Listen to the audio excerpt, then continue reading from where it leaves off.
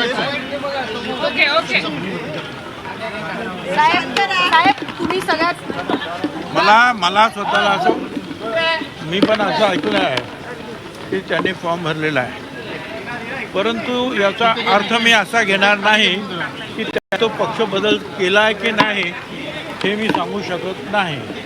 कारण सभागृहातला कुणीही M L C कुणीही हा फॉर्म भरू शकतो आणि तो निवडून येऊ शकतो. त्याच्यासाठी त्याला पक्ष बदलायलाच लागतो असं मला वाटत नाही. त्यामुळे नक्की काय झालं ते मी नाही सांगू शकत. कारण सभागृहामधला एक व्यक्ती अध्यक्ष होतो, दुसरा व्यक्ती उपाध्यक्ष होतो, त्याप्रमाणे झालं असेल.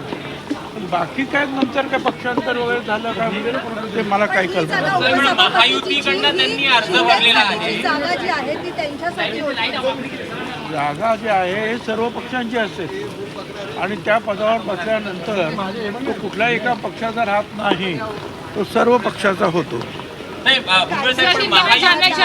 नक्की काय झालं पडद्यामागे हे मला माहीत नाही म्हणून मी सांगितलं. पण सगळे महायुतीचे नेते जे आहेत उमेदवारी अर्ज करताना पाहायला मिळेल. आता 2 वाजता पत्रकार परिषद पण शिंदे साहेब घेतात, याचा अर्थ त्यावेळेला कळेल 2 वाजता की काय होतंय ते.